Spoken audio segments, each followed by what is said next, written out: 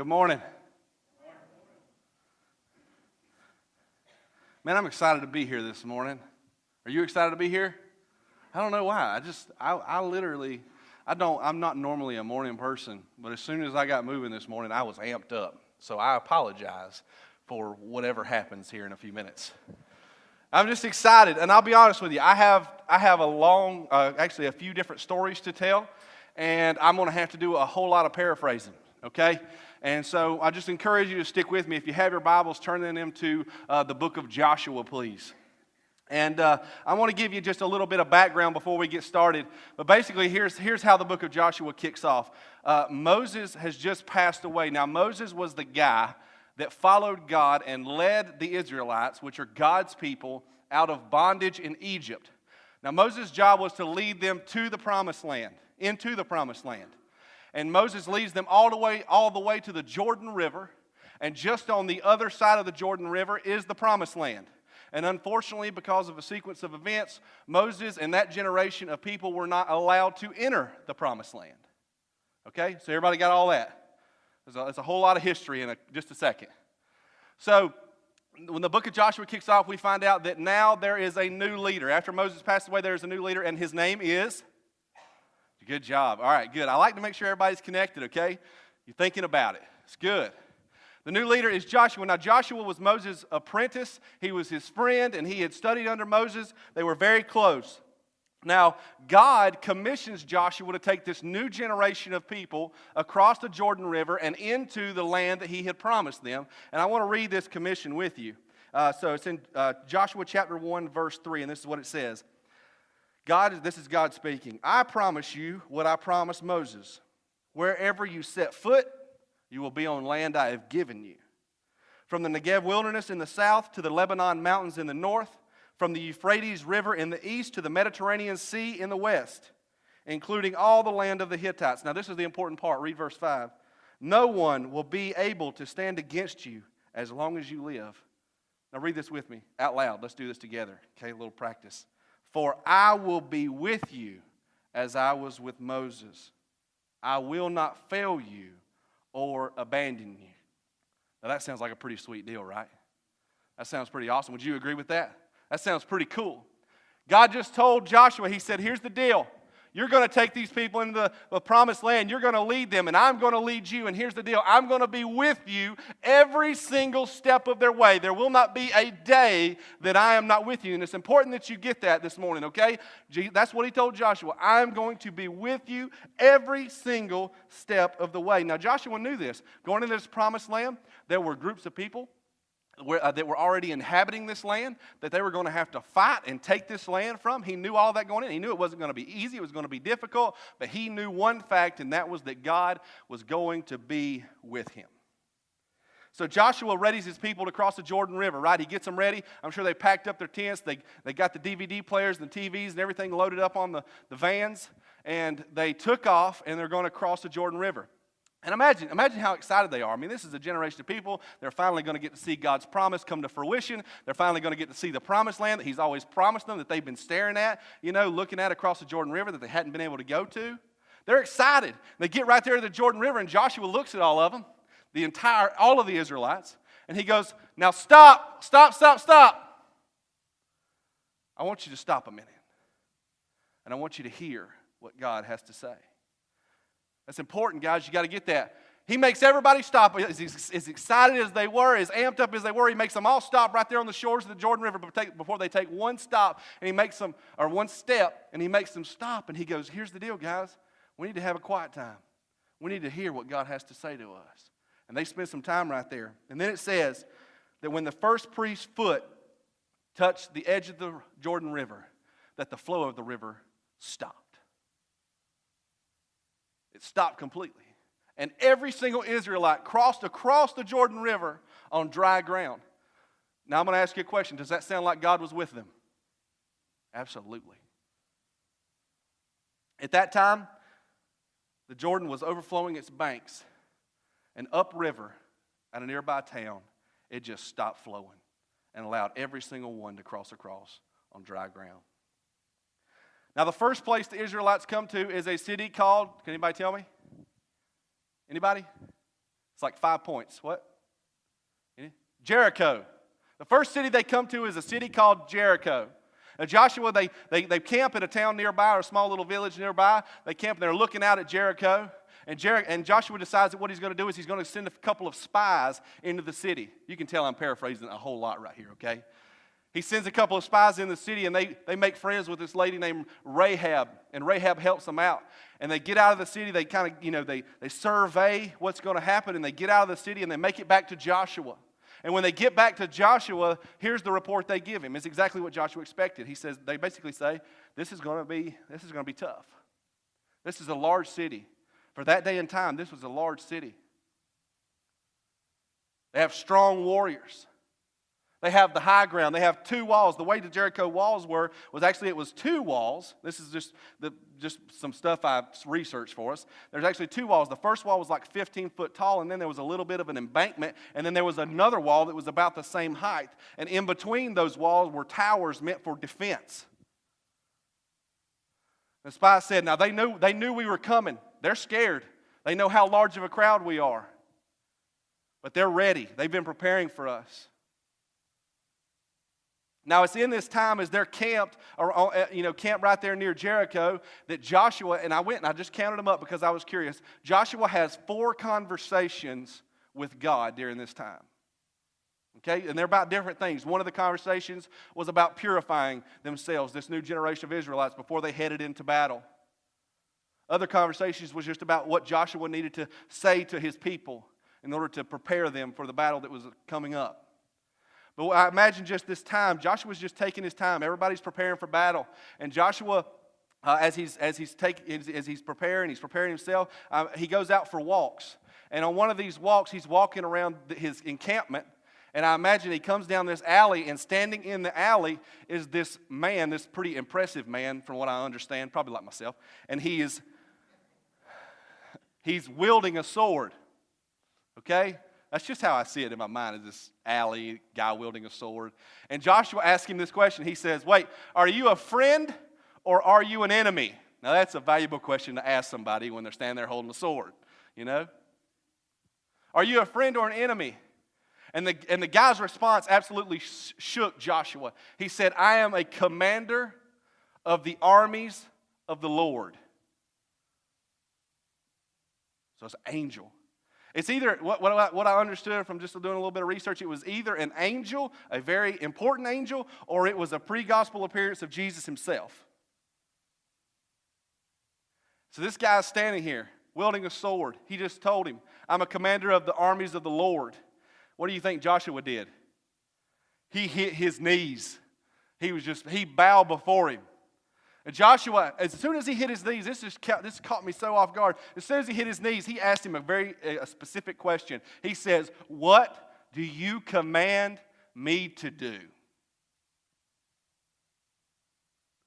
That's what I'd have been doing. I'd have been having the sneak peeks. I'd make sure he ain't going to cut my head off with that sword. What do you command me to do? That's what Joshua asked him. The guy said, here's the deal. The angel said, I guess I should quit calling him a guy. He said, here's your orders.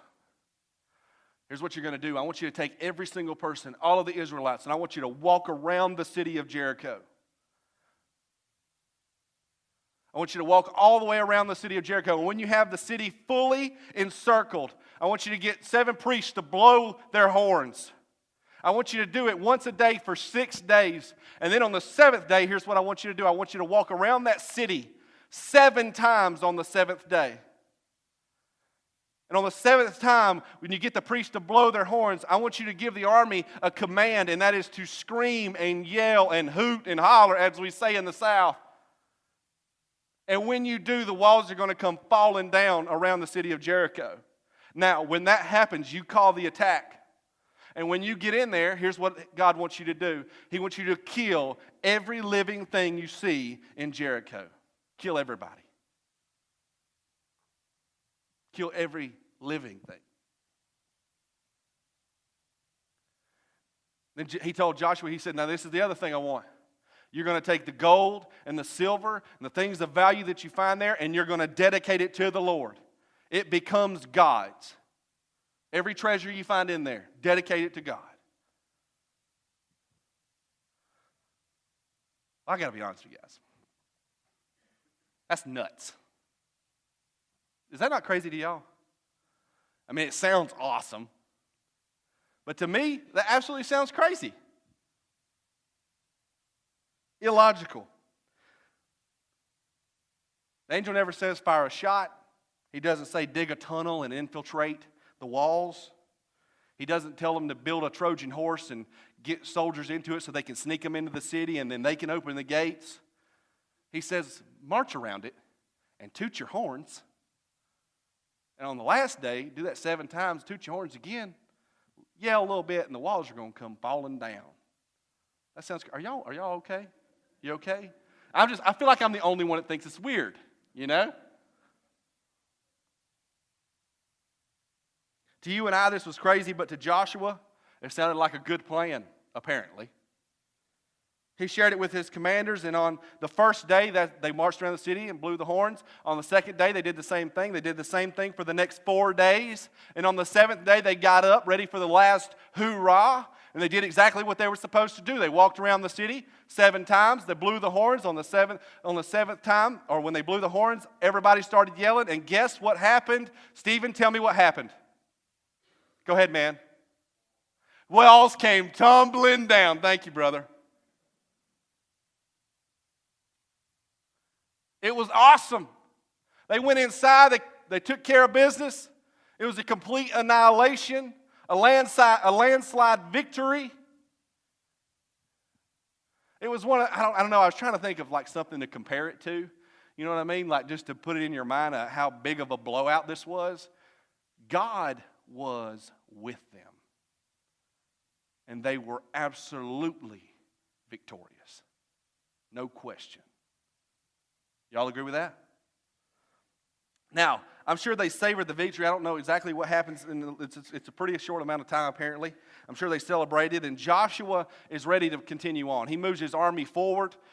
They continue to continue taking on the promised land. And next on the list was a small town called Ai. You ever heard of it? Raise your hand if you've heard of it. Okay? Small town called Ai. And he was ready for the next part of the process. And so the very next thing it says is Joshua sent a couple of spies, just like he did at Jericho, right? He sends a couple of spies into the town of Ai. And they make it back to him, and this is the report they give. And you're going to read this with me. Joshua chapter 7, verse 3. When they returned, they told Joshua, there's no need for all of us to go up there. It won't take more than 2,000 or 3,000 men to attack Ai. Since there are so few of them, don't make all of our people struggle to go up there. Now I want you to think about this for just a second. They don't think much of Ai, do they? I mean, they just don't think much of it. They didn't take all. It was like, man, look, Jericho, man, you know what has happened over there? We whipped them. You know, God sent the walls tumbling down, like Stephen said so eloquently. This place is small. It's not fortified like Jericho was. Be honest with you, Joshua, I'd send 2,000 or 3,000 troops up there, take care of business, be done with it. Now I want you to read this with me because this is so important. Verse 4. So, approximately 3,000 warriors were sent. Wait a second. Joshua reacted immediately, didn't he? Spies give their report. Joshua goes, okay, yep, sounds good. So we'll send 3,000 soldiers up there. They sent 3,000 soldiers, but they were soundly defeated. The men of Ai chased the Israelites from the town gate. Now, I want you to think about this.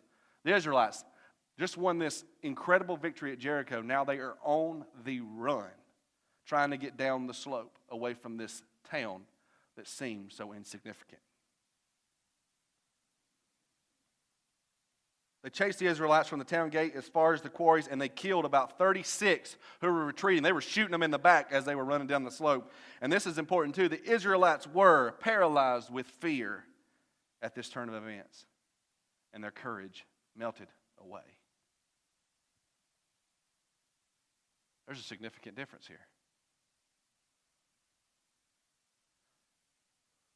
Following this defeated Ai, it says that Joshua and some of the other leaders, they tore their clothes. They were in mourning, and they hit their knees. And it says that Joshua hit his knees before God, and it said he began to beg God. He's saying, God, why would you allow this to happen? Why would you let us be defeated like this? Why couldn't we have just been happy on the other side of the Jordan River instead of you bringing us over here just so you could let us get our butts kicked? Can I say that? I hope so. Why would you do this to us, God? And immediately, in this story, we see that God answers him. And God points out, he says, Joshua, brother, what are you doing? Why are you doing this? Why are you begging like this? You have a problem in your camp. You have a problem in your people.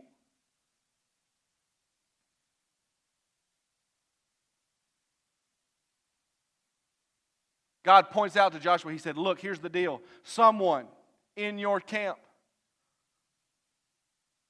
decided to take some gold and some silver for themselves from the city of Jericho. They have sinned against me, and you need to find out who it is, and you need to clean it up. You need to fix it.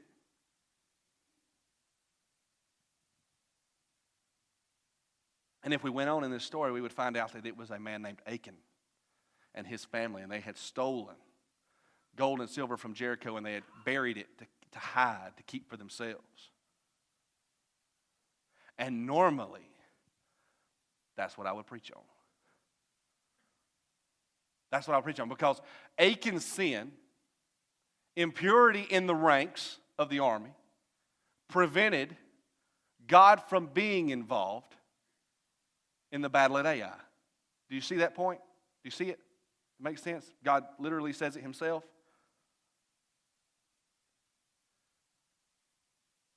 But that's not what got me this week. That's not what struck me. Because I realized that this thing turned into an absolute mess. But it wasn't just because of Achan's sin. Achan's sin was a problem. But I noticed something else, and I want to see if you agree with me. There is a major difference in the preparation for these two battles that stands out. And I believe that discrepancy teaches us a valuable lesson. I'm going to go ahead and give you the lesson, okay? And then you see it, you tell me if we see it. All right, here's the lesson. Involve God now or clean up a mess later. Involve God now or clean up a mess later. Here, let's go through it together. Let's talk about these two battles. God was heavily involved in the planning and the preparing for the battle at Jericho. Think about the two stories I just told you. And I know I paraphrased them a lot, and if you want to go and read, Joshua 1 through 8, I think that's a great idea. But God was heavily involved in the planning and preparing. 5 different times, Joshua had a conversation with God after they crossed the Jordan River before they attacked Jericho.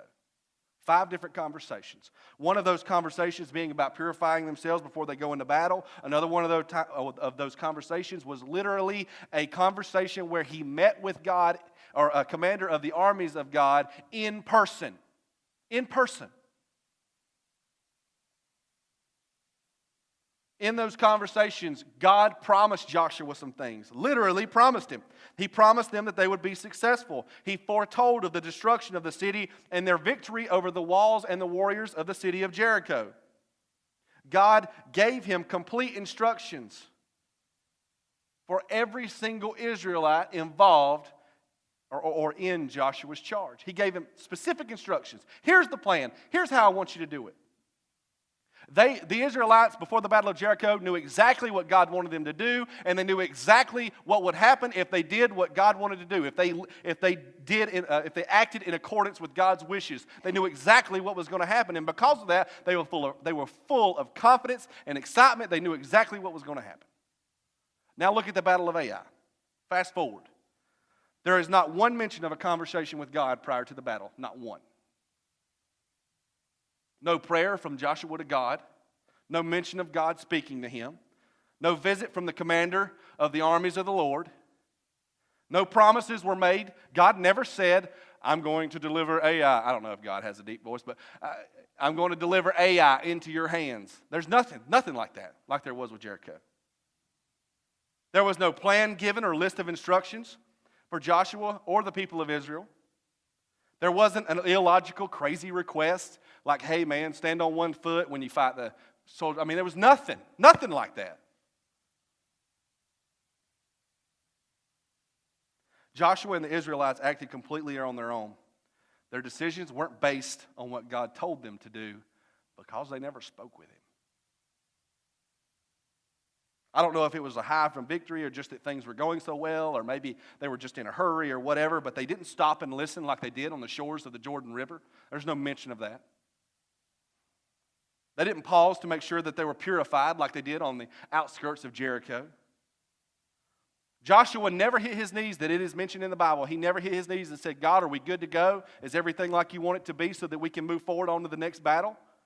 Never asked that question. He never hit his knees and said, God, what do you command me to do? Never. It's not mentioned. They didn't notice that God wasn't involved. They didn't notice that God wasn't speaking to them. And the evidence was absolutely there before the first shot was fired at Ai. The evidence was there before the first Israelite warrior fell dead on the battlefield. At Jericho, God was involved. Joshua spoke with God. God spoke with Joshua and led him and guided all of the Israelites to an absolute victory over Jericho. At Ai, God was not involved. Joshua never spoke with him. There's no mention of any conversations happening. And they never knew beforehand that someone had sinned against God and that God was not going to be involved. So they ended up being defeated.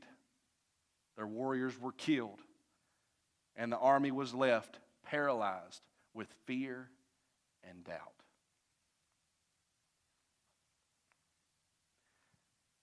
All right, look at me. Everybody, let me have your eyes just a second. It's important you understand. Okay, it's important to me that you understand. Achan's sin was a problem. Okay? It was the problem for God being involved in the battle at Ai. Okay? So make sure you get that, because I don't want you to miss that. Okay? But I believe it would never have gotten as out of hand as it did if someone had involved God beforehand or noticed that he had grown silent. It would have been a problem for Achan and his family regardless. But not involving God or noticing that he wasn't involved ended up costing dozens of other families. It ended up costing all of the Israelites as they spiraled, as their courage just melted away to nothing, as they spiraled out of control into doubt and fear. I believe if the same care had been taken before the battle at Ai as was taken before Jericho, the results would have been very different.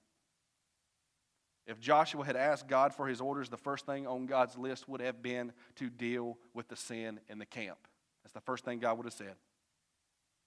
And the next thing that God would have done was said, okay, now we deal with that sin. Now here's the deal. I have a plan for defeating Ai. I know what you should do, and here's what you should do. You should send every soldier that you have up there. Send every person, every soldier that you have up there for this fight, because them boys is tough. Here's what I want you to do. I want you to get up in front of the city. I want you to draw them out. But I want you to have a bunch of soldiers, a bunch of warriors behind the city. And when you draw those soldiers out, I want them to attack from behind the city. And I want you to burn the city down. And then you're going to have the army pinched between you. Do you want to know how I know that's what God would have said? If Joshua would have asked him before. If somebody. You want to know how I know? Because as soon as Joshua hit his knees, after they were defeated at Ai, that's exactly what God told him. That's exactly what God did. In our lives, we have the exact same choice. Y'all aren't mad at me, are you? Okay, just want to make sure you feel like you might be mad at me.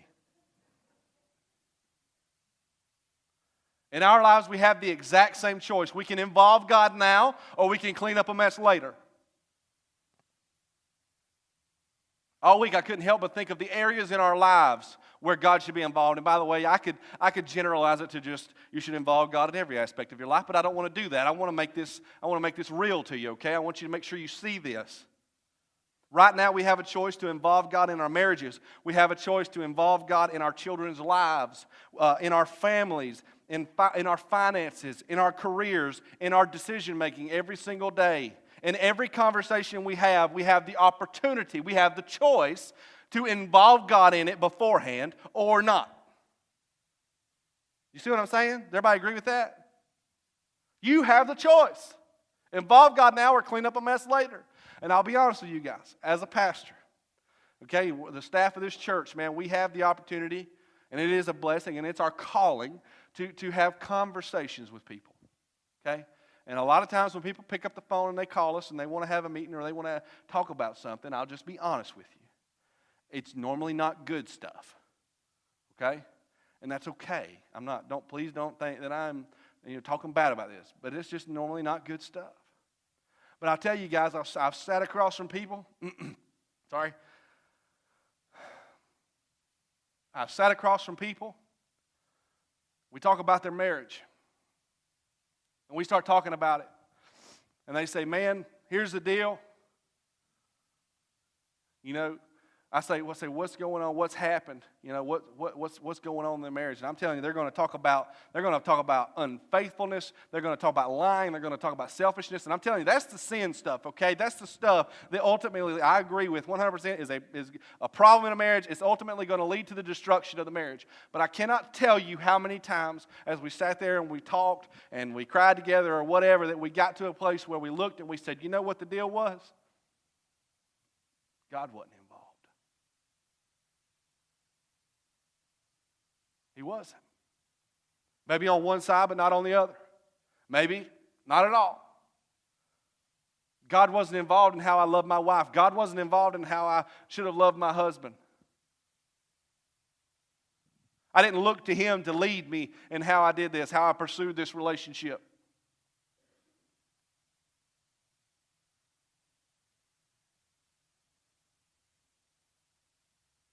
Through prayer, requesting guidance, our time in the Word, and just generally asking the question regularly, God, what do you want me to do? We can involve God.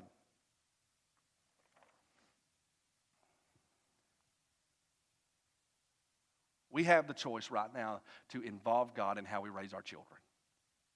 We have a choice right now to involve God in our marriages, right now, today. When it comes to our children, how we teach them, how we discipline them, all of that stuff is in the Bible.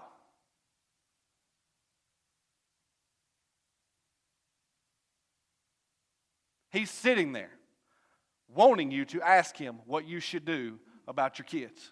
And I'm telling you, I have a 2.5-year-old. I ask him often, what do you want me to do with her? You know?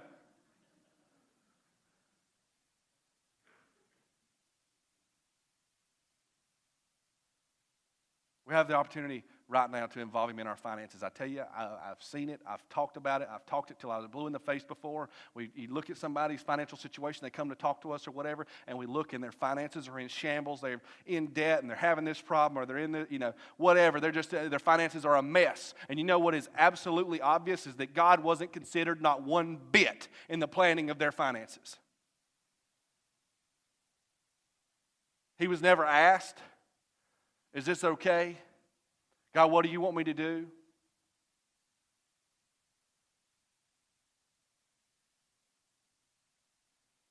We have the opportunity, we have the choice to involve God in our decisions before we make them.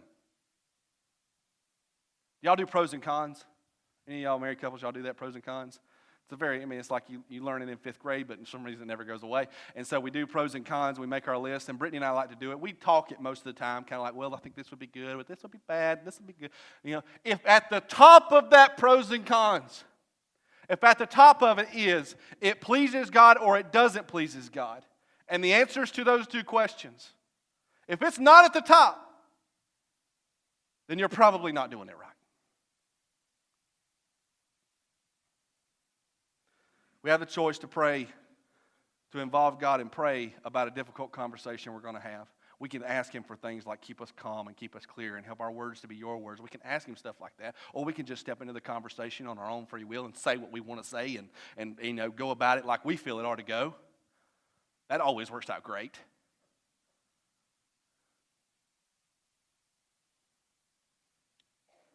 I got a question for you. Do you hear Him leading you in your life through the Word, through prayer, or other believers that He's put around you? Do you see Him showing you things and teaching you things and showing you where He wants you to go, or telling you what He wants you to do, or what He wants you to say? Because if you don't feel it, you don't hear Him, there's a good chance, and you're not trying to involve Him, there's a good chance you're headed for a mess.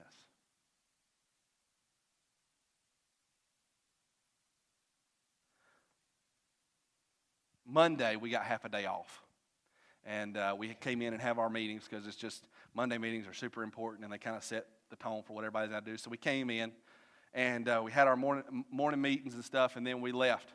And we were going to be off for the half day on the 4th of July. I was super excited, So I get home, and anytime I get time and I don't have the kiddos and I got some time, I do farm work. That's what I want to do. So I jump on the tractor, and I got my bush hog on, and I went and I just started bush hogging stuff. I was just cutting stuff. It didn't matter if it needed it or not. I was just cutting it. I was having a blast on Monday.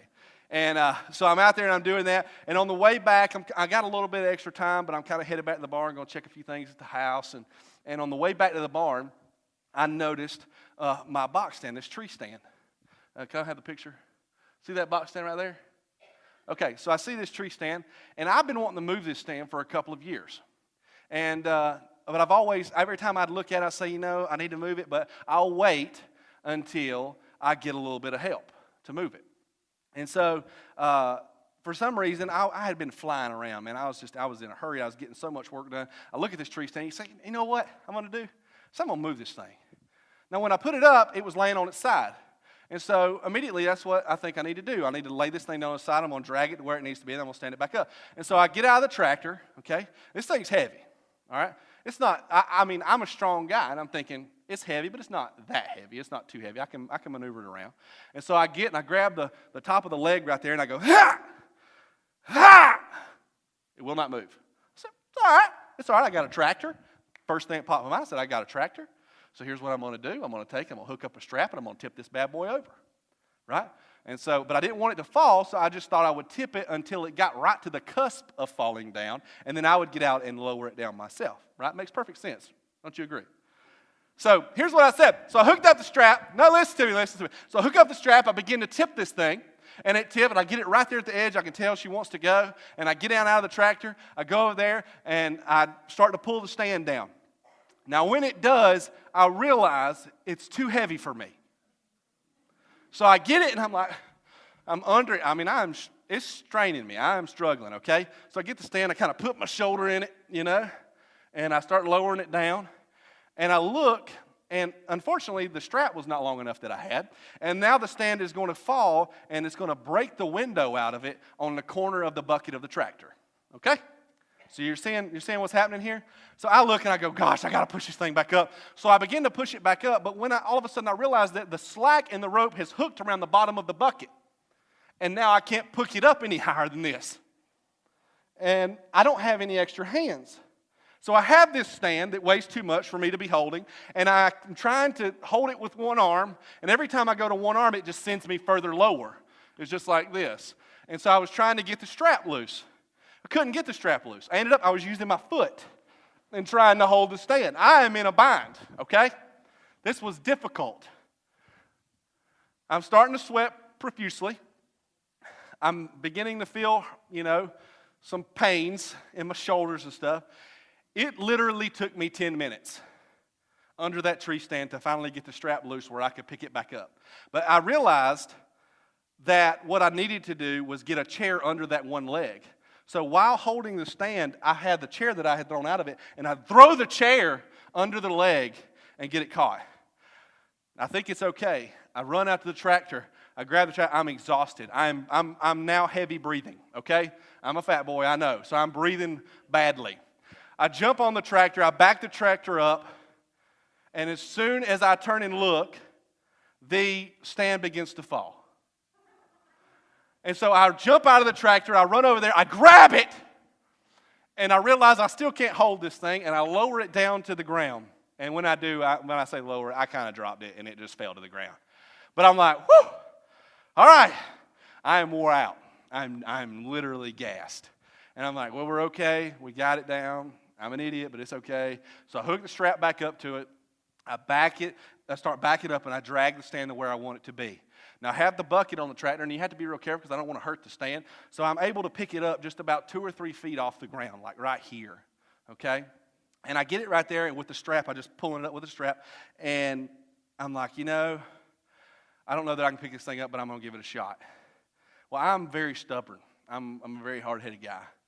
And so on the first try, I got it to like here, okay? I mean, just right here, and then I gave out. And then on the next try, I got it to like here, and then I gave out. On the 6th try, I herniated this thing straight up in the air and flipped it, and it stood up. And I was like, that's right. That's exactly right. Daddy still got it, So I get out, I get this thing, I climb up in it, throw my chair. The chair you kind of have to finagle. I got one of them real nice, office chairs in it, and I finagle it and get it through the door, fight in it. I get up, and I'm sweating, I'm tired, I'm wore slap out. I get up in the stand, and I sit down, and look, and I'm about 1 foot too far up, and the tree is blocking an entire field that I need to be able to see. I get out, and I say, okay. I'm a little upset, a little mad. I talk to myself for a minute, walk around in circles. And then I'm like, well, I'll just move it one leg at a time. I start trying to move it. I'm not laying it down again. We done made that up. I start trying to move it one leg at a time. I can't even do that. I am so tired that I just can't do it. My hands are hurting. Everything on me is hurting. I can't move it one leg at a time. And I'm sitting there, and I hear a radio playing. I turn around and I go, I got a set of forks for that tractor.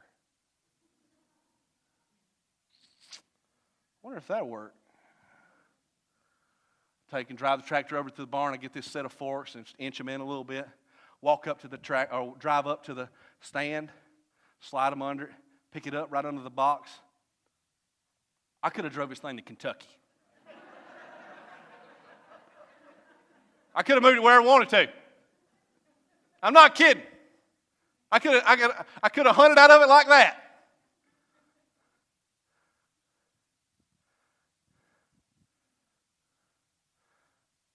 You have an amazing opportunity. Don't let God sit in the barn. Think about what you have. Don't be in such an all-fired hurry. Don't be so stubborn. Don't be so caught up in how good everything is going that you don't access Him. We have a tendency to treat Him just like that. Man, we got it. We're strong enough. We're tough enough. We can do it. I did it this way before. This works perfectly fine.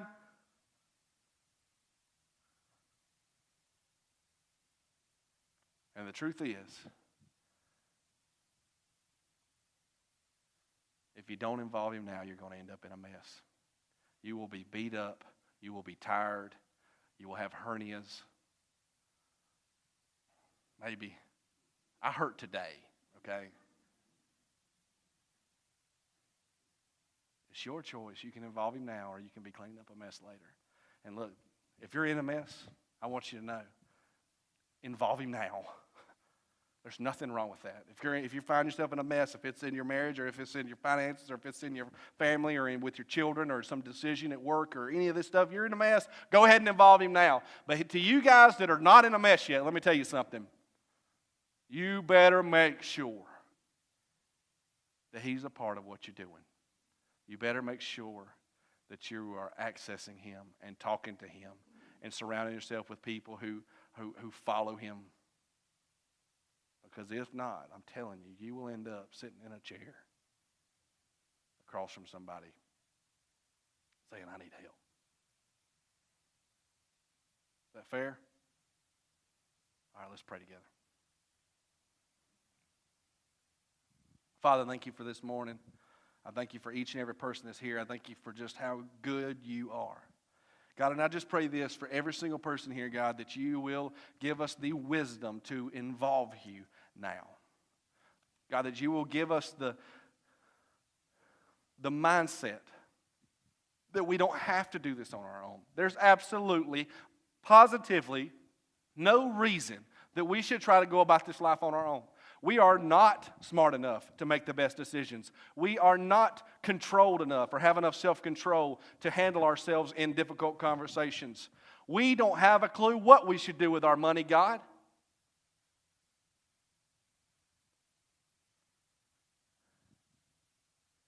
We can't be the perfect husband to our wife. We can't be the perfect wife to our husband without you. We can't raise our children. God, you know I say that all the time. I don't have a clue what I'm doing, God. Help us to just know that and to know that without you we're going to probably make a mess of it, and help us to involve you every chance we get. Because, God, then we know that it will be an absolute victory. God, and we'll give you all the glory. And it's in Jesus' name. And everybody says, amen.